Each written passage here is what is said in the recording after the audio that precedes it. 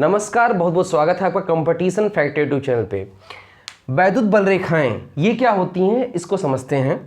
देखिए, वैद्युत बल रेखाएं ये प्लस आवेश है, ये माइनस आवेश है।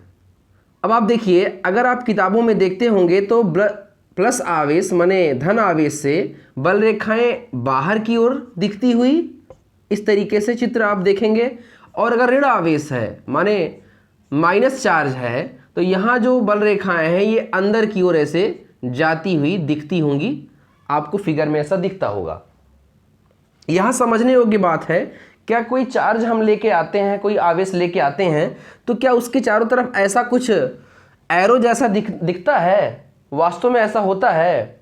ऐसा होता नहीं है। तो इसका मतलब ये एरो क्या है? ये है इमेजिनरी लाइन, माने क्या? काल्पनिक रेखाएं। क्या है ये? काल्पनिक रेखाएं हैं। ठीक है। क्या इनकी कोई दिशा होगी? बिल्कुल दिशा होगी। अगर प्लस क्यू चार्ज है तो ये बाहर की ओर दिशा दिखाई जाएगी, और माइनस क्यू चार्ज है तो अंदर की ओर दिशा दिखाई जाएगी। ऐसा क्यों होता है, मैं इसके पीछे कारण बता रहा हूं। ये प्लस क्यू आवेश है तो ये क्या करता है? आवेश को वितरित करता है, माने फैलाता है। और ये माइनस क्यू चार्ज है तो ये आवेश को अपने अंदर लेता है। ठीक है। इसलिए यहां बाहर की ओर दिखाया जाता है और यहां अंदर की ओर दिखाया जाता है। स्वाभाविक सी बात है, अगर कोई धनी है, कोई व्यक्ति धनी है, उसी से उधार मांगा जाएगा। अगर कोई व्यक्ति है जिसके पास पैसे ही नहीं है तो वो कहां से उधार दे पाएगा? तो ये धनी है तो ये दे रहा है, और जो देता है वो हाथ खोल कर देता है, अर्थात बाहर की ओर, दूसरी ओर दे रहा है। बाहर की ओर एरो लगा है, और जो ले रहा है वो क्या है? गरीब है, वो ले रहा है, उसको पैसे की जरूरत है। ऐसे ही यहाँ पर उसको चार्ज की जरूरत है तो वो अंदर की ओर ले रहा है, माने उसकी दिशा एरो किधर होगी? अंदर की ओर होगी। अब आप देखिए, ये पहली बात तो ये हो गई नंबर 1 कि ये कैसी रेखाएं हैं? काल्पनिक रेखाएं। नंबर 2 क्या है? ये एक वक्र की तरह से हैं। कैसी हैं? वक्र की तरह से, कर्व की तरह से, और इनके कोई कोण नहीं है, इसलिए इन्हें क्या कहा जाता है? निष्कोण वक्र कहा जाता है। क्या कहा जाता है? निष्कोण वक्र, माने बिना किसी कोण का ये कर्व बन जाएगा। ठीक है। तो अब आप देखिए, और इस पर क्या होता है? जहां तक इसकी उपलब्धता होगी, जहां तक इस बल रेखाओं की उपलब्धता होगी, माना जाएगा कि वहां तक चार्ज है। कौन सा चार्ज? अगर प्लस क्यू है तो प्लस क्यू चार्ज धनात्मक आवेश कहा जाएगा, और माइनस क्यू है तो ऋणात्मक आवेश कहा जाएगा। ठीक है। तो कुल मिलाकर क्या सिद्ध हुआ कि वैद्युत बल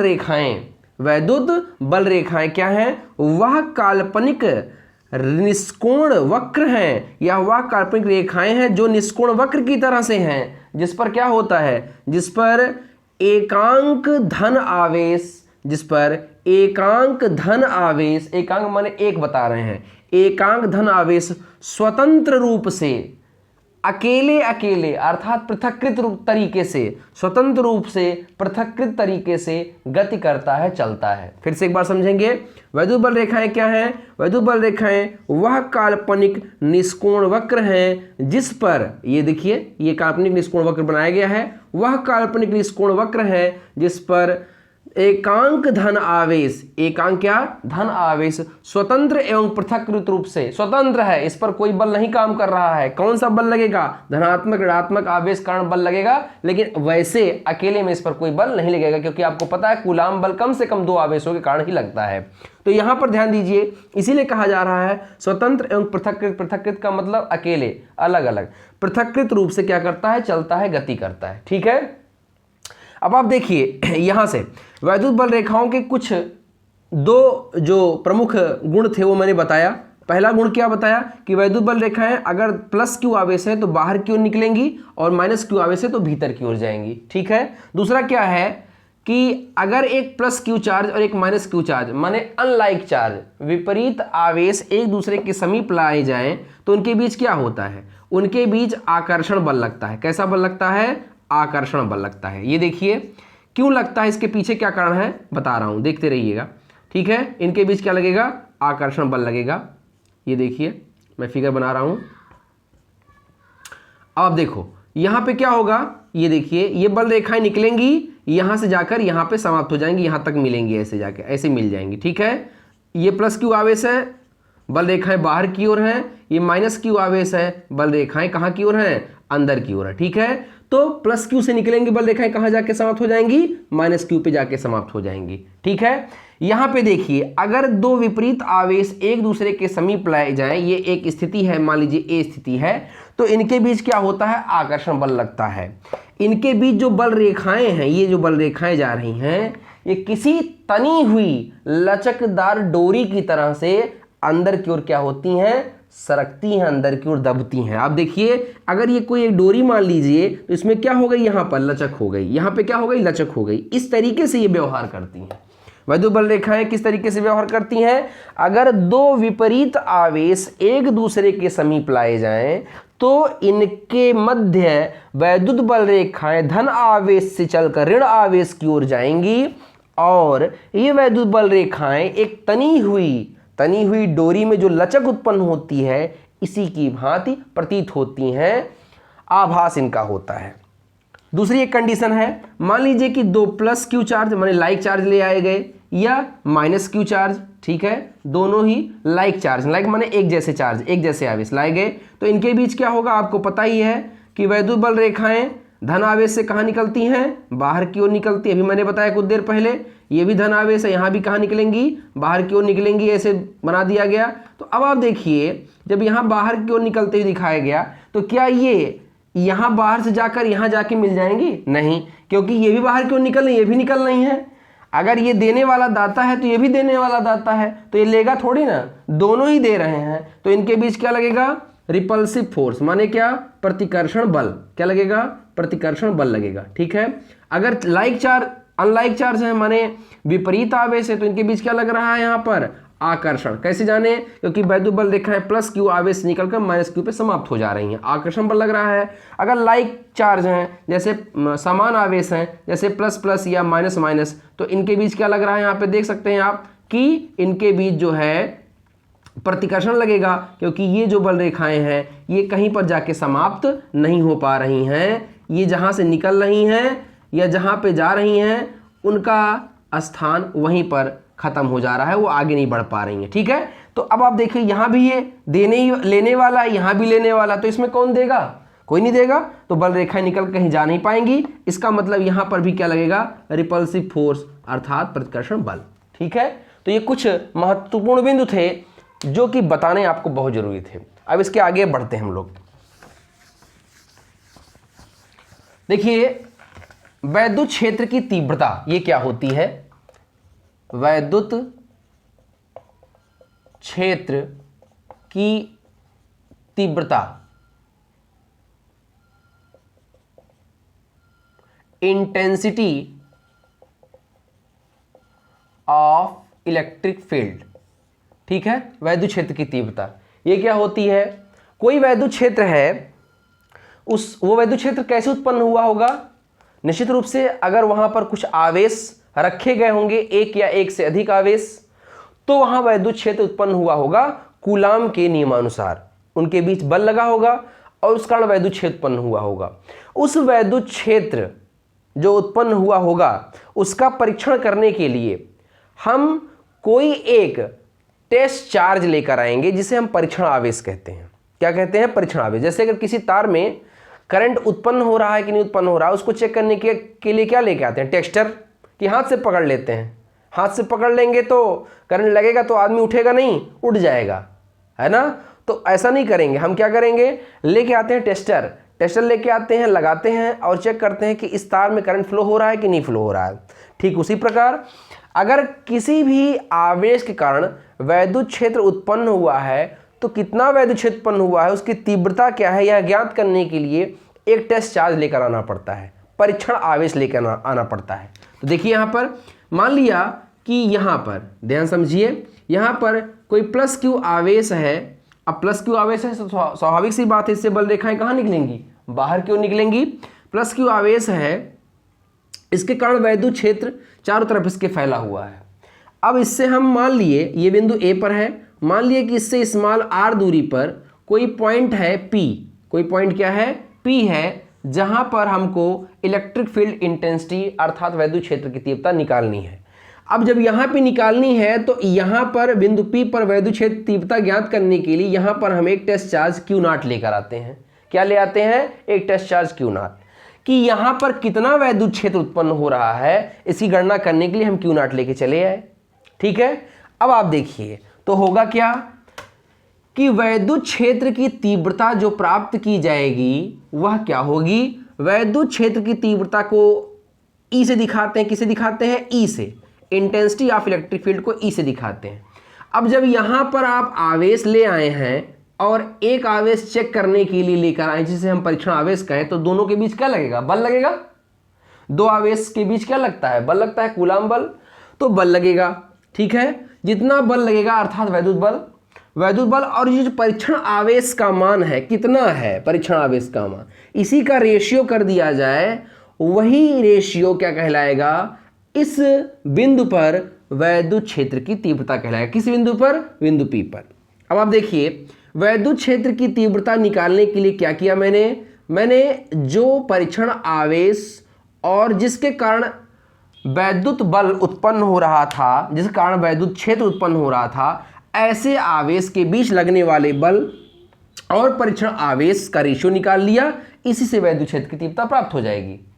कुछ लोग सोच रहे हैं कैसे ऐसा कर लिया। देखिए भाई आप खुद सोचो, ये इस सिद्धांत पर रखा गया कि मान लीजिए 200 किलोग्राम टमाटर का दाम 5,000 रुपये है, ठीक है, 5,000 रुपये है, तो 1 किलोग्राम टमाटर का दाम कितना होगा, 5,000 बटे कितना, 200, ऐसे रखेंगे, है ना।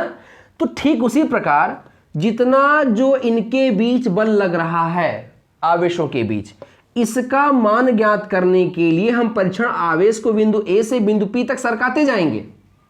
तो क्या हो जाएगा, प्रति एकांक आवेश, देखिए प्रति एकांक आवेश 1/Q0 प्रति एकांक आवेश पर क्या लगने वाला बल, एकदम इसी सिद्धांत पर लगने वाले बल को क्या कहेंगे, वैद्युत क्षेत्र की तीव्रता। अब आप देखिए यहां पर ये जो बल है ये कैसी राशि है, सदिश राशि है। अगर सदिश राशि और ये कैसी राशि है, ये अदिश राशि है। सदिश में अदिश से भाग करते हैं क्या मिलता है, सदिश मिलता है। इसलिए ये वैद्युत क्षेत्र की तीव्रता क्या हो गई, सदिश राशि हो गई, वेक्टर क्वांटिटी हो गई। कैसी क्वांटिटी हो गई, वेक्टर क्वांटिटी, सदिश राशि हो गई, ठीक है। अब देखो इसका मात्रक क्या होगा, यूनिट क्या होगी, बल का मात्रक क्या होता है, न्यूटन, तो न्यूटन लिख दिया, और बटे लगा है तो प्रति आवेश का मात्रक क्या होता है, कूलाम, तो इसका मात्रक मिल गया न्यूटन पर कूलाम। क्या मिल गया, न्यूटन पर कूलाम। यहां से इसका आप चाहें तो डायमेंशन निकाल सकते हैं। डायमेंशन कैसे निकालेंगे, आप देखिए बल का डायमेंशन क्या होता है, mlt-2, ठीक है, बल का डायमेंशन mlt-2। और यहां पे देखो Q, आप जानते हैं करंट I किसे कहते हैं, आवेश प्रवाह की दर को, तो दैट इज Q बराबर क्या हो जाएगा, I इंटू कितना T, I मूल राशि, T मूल राशि।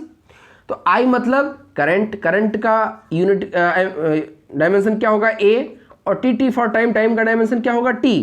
अब यहाँ पे देखो क्या मिला, ml, T की पावर 1 है, ऊपर जाएगा पावर -1 बना लेगा, -1 -2 मिल क्या बनाएगा, -3, और A ऊपर जाएगा A इनवर्स। अब देखो यहाँ से ये इसकी डायमेंशन मिल गई, माने विमा मिल गई, ठीक है, मैं हिंदी में लिख दे रहा हूँ, किसकी विमा हो गई, वैद्युत क्षेत्र की तीव्रता की। अब यहाँ से अगर यहाँ मूल मात्रक निकाला जाए कि वैद्युत क्षेत्र की तीव्रता का मूल मात्रक क्या होगा, द्रव्यमान का मात्रक क्या होगा, किलोग्राम, लंबाई का मात्रक क्या होगा, मीटर, समय का मात्रक क्या होगा, सेकंड, ठीक है, सेकंड पावर -3, ये डैश लगाया जा रहा है बीच में, और धारा का मात्रक क्या होता है, एम्पियर, ठीक है, एम्पियर इनवर्स हो जाएगा। तो ये एक मूल मात्रक हो गया। एग्जाम में कभी कभी पूछा जाता है कि ये मात्रक किसका है, तो आप अगर इस पद्धति को जानते रहेंगे तो आपको रटने की कोई जरूरत नहीं पड़ेगी। अब आप देखो यहां पर वैद्युत क्षेत्र की तीव्रता क्लियर हो चुका होगा। अब बिंदु आवेश कारण वैद्युत क्षेत्र की तीव्रता कैसे प्राप्त होगी, सिंपल सा तरीका है। अब देखो इन दोनों आवेशों के बीच स्मॉल r दूरी पर रखे हैं ये आवेश, ठीक है, माना कि एक बिंदु A पर कोई +q आवेश रखा है या किसी ऐसे माध्यम में रखा है जिसका परावर्तांक क्या है, k है। परावर्तांक पहले से ही मान लिया है मैंने, k है, ठीक है, पहले से अपना कंसीडर कर लिया है।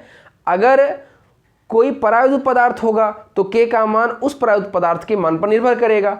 अगर परावैद्युत पदार्थ नहीं होगा, जैसे निर्वात है या वायु है, तो k का मान उसके लिए 1 मान लिया जाएगा और अभीष्ट सूत्र प्राप्त हो जाएगा, जो सूत्र बिना k का मान रखे प्राप्त किया सकता है। तो मान लीजिए कि बिंदु A है जिस पर एक +q आवेश रखा गया है।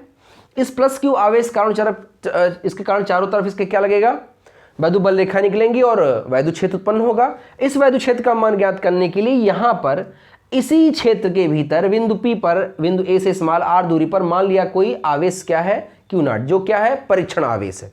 तो इनके बीच एक बल लगेगा, कूलाम बल लगेगा, और उस कूलाम बल का मान आपको पता है कितना होता है। कूलाम बल का मान F = 1/4πε0 K Q1 Q2, तो Q1 Q है और Q2 क्या है Q0 है, अपान कितना r²।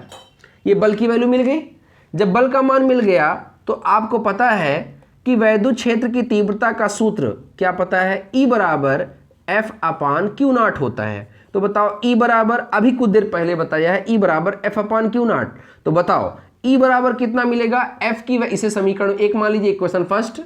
क्या मान लीजिए, इक्वेशन फर्स्ट मान लीजिए। अब आप देखो E की वैल्यू, F की वैल्यू उठाकर E की जगह पर रख दी, F की जगह पर रख दीजिए। क्या हो जाएगा बताइए, 1/4πε0 K Q0 बटे r² डिवाइडेड बाई, देखो यहाँ पर डिवाइड बाई क्या है Q0 है, तो बटे Q0 लिख दिया मैंने, यहाँ पर आप देख सकते हैं। अब Q0 से Q0 क्या हुआ, कैंसिल हो गया। E = क्या मिला, 1/4πε0 K Q अपान कितना r²। ठीक है, अगर कोई परावैद्युत पदार्थ है तो ये फार्मूला यूज करेंगे, अथवा वायु या निर्वात अगर हो, वायु या क्या हो निर्वात हो, तो उसके लिए आप परावैद्युतांक K का मान क्या रख सकते हैं, 1 रख सकते हैं। तो वैद्युत क्षेत्र की तीव्रता क्या मिलेगी बेटा, A = 1/4πε0, E = 1/4πε0, K की वैल्यू 1 हो गई, Q अपान कितना r²। आप जानते हैं कि 1/4πε0 की वैल्यू कितनी होती है, 9 × 10⁹ और इंटू Q अपान कितना r²। इस तरीके से भी एग्जाम में पूछा जाता है। वैद्युत क्षेत्र की तीव्रता 4 विकल्प दिया रहेगा, आपको ये विकल्प पसंद करना रहेगा, चूज करना रहेगा, देखना रहेगा। तो ये बिंदु आवेश कारण वैद्युत क्षेत्र की तीव्रता का सूत्र हमने प्राप्त कर लिया बहुत ही आसानी तरीके से, इसमें कोई दिक्कत की बात नहीं है। अब आप मान सोचिए कि अगर ऐसी कोई कंडीशन आ जाए कि ये दोनों प्लस आवेश हों, जैसे प्लस Q है, यहां भी प्लस Q0 लेके आया जाए, तो इनके बीच क्या लगेगा, वैद्युत क्षेत्र की तीव्रता लगाने से पहले इनके बीच एक वैद्युत बल लगेगा। कौन सा बल, कूलाम बल। इनके बीच कौन सा बल लगेगा, प्रतिकर्षण बल। क्यों, क्योंकि दोनों क्या हैं, लाइक चार्ज, समान आवेश लिए गए हैं, तो इनके बीच क्या लगेगा, प्रतिकर्षण बल लगेगा। अब आप देखो, अगर प्रतिकर्षण बल लगेगा, ध्यान समझिएगा, प्रतिकर्षण बल लगेगा तो इनके बीच जो वैद्युत क्षेत्र की तीव्रता होगी उसकी दिशा किधर से किधर होगी, उसकी दिशा A से किधर होगी, P की ओर। किधर किधर होगी, A से किधर होगी, P की ओर। ये इसको क्या करेगा, रिपल करेगा, ढकेलेगा। ठीक है, इसको ढकेलेगा। अब आप देखो यहां पर अगर -Q चार्ज लेके आया जाए, -Q चार्ज, -Q0 कर लो, ठीक है, सॉरी, यहां पे -Q चार्ज लेके आया जाए, यहां पे नहीं, यहां पे -Q0 चार्ज लेके आया जाए, तो अब क्या हो जाएगा, अब इनके बीच जो बल लगेगा उसके कारण वैद्युत क्षेत्र की तीव्रता जो प्राप्त होगी उसकी डायरेक्शन किधर होगी, प्लस से किधर की ओर, माइनस की ओर। मैंने बताया ये हमेशा Q0 क्या रहेगा, टेस्ट चार्ज, परीक्षण आवेश हमेशा धनात्मक होता है। ठीक है, ये हमेशा धनात्मक होगा। आप किसे बदल सकते हैं, जो पहले माने हो कि जिसके कारण वैद्युत क्षेत्र प्राप्त हो रहा है, जिसके कारण वैद्युत बल रेखाएं निकल रही हैं। अगर प्लस Q है तो वैद्युत बल रेखाएं निकलेंगी, माइनस Q है तो इसमें वैद्युत बल रेखाएं समाहित होंगी, अर्थात इसके अंदर की ओर जाएंगी। ठीक है, तो ये -Q चार्ज अगर यहां पर रख दिया जाएगा तब क्या होगा, तो जो वैद्युत क्षेत्र की तीव्रता प्राप्त होगी उसकी डायरेक्शन किधर से किधर की होगी, P से किधर की ओर, A की ओर, P से A की ओर, क्योंकि इधर से वैद्युत बल रेखाएं निकलेंगी और कहां जाके मिल जाएंगी, माइनस की ओर। और अगर यही प्लस होगा तो वैद्युत क्षेत्र की तीव्रता किधर से किधर होगी, A से किधर की ओर, P की ओर। किधर से किधर की ओर, A से कहां की ओर, P की ओर। ठीक है, क्योंकि ये दोनों क्या करेंगे, दूसरे को ढकेलेंगे, रिपल, इनके बीच क्या लगेगा, प्रतिकर्षण बल लगेगा। इतनी बात समझ में आई होगी। अब आप देखो, अगर बहुत सारे आवेश ले लिए जाएं, एक दो नहीं, बहुत सारे आवेश ले लिए जाएं, तो क्या होगा, तो ये सूत्र देखिए आप, जो अभी सूत्र प्राप्त हुआ है, इसमें चाहे आप एक नहीं, आप दसियों ले लीजिए, सैकड़ों ले लीजिए, तो भी यहां पर सूत्र में सिर्फ एक ही आवेश, देखो यहां पर सिर्फ एक ही Q मिल रहा है, एक ही आवेश मिल रहा है। इसका मतलब क्या हुआ कि अगर बहुत सारे आवेश प्राप्त हों तो उनकी जो वैद्युत क्षेत्र की तीव्रता प्राप्त होगी, E बराबर वो E1 + E2 + E3 + E4 + and so on, ऐसे आते चले जाएंगे, जितने भी हैं सबको जोड़ लेंगे। कैसे जोड़ लेंगे? चिन्ह के साथ जोड़ लेंगे, क्योंकि ये जो Q आया है ये इसका मान आया है, इस Q का ये मान है, यही उठा कर रखा गया है यहाँ पे, आप देख सकते हैं। अगर यहाँ प्लस रख लिए थे तो ये प्लस में प्राप्त हुआ, अगर यहाँ माइनस लेते तो किस में प्राप्त होता? माइनस में। तो इसीलिए ऐसे जोड़ को हम क्या करेंगे? चिन्ह के साथ जोड़ेंगे। कैसे जोड़ेंगे? चिन्ह के साथ। अगर प्लस है तो प्लस के साथ लिखेंगे और माइनस है तो माइनस के साथ जोड़ते चले जाएंगे। ऐसे जोड़ को कहेंगे हम बीजगणितीय जोड़। क्या कहेंगे? बीजगणितीय जोड़ या बीजगणितीय योग, इंग्लिश में अलजेब्राइक सम कहा जाता है। तो अगर बहुत सारे आवेश किसी निकाय में रखे गए हों तो उनका जो वैद्युत क्षेत्र की तीव्रता उनसे प्राप्त होगी, उस वैद्युत क्षेत्र की तीव्रता का मान सभी अलग अलग आवेशों के कारण उत्पन्न वैद्युत क्षेत्र की तीव्रताओं के बीजगणितीय योग के मान के बराबर होगी, जैसा कि यहां पे लिखा है मैंने। इतनी बात समझ में आई होगी आपको? चलिए, अगर इतनी बात समझ में आई है तो इस वीडियो को यहीं पर एंड करते हैं। आपको इसके आगे का वीडियो मिलेगा जिसमें वलय के कारण उत्पन्न वैद्युत क्षेत्र की तीव्रता और अगले टॉपिक को समझाया जाएगा। ये वीडियो आपको पसंद आया हो तो प्लीज़ लाइक दीजिएगा और अपने दोस्तों के साथ अधिक से अधिक शेयर कीजिएगा। चैनल पर नए हैं, चैनल को सब्सक्राइब करना ना भूलें। अगली वीडियो में मिलते हैं, तब तक के लिए नमस्कार।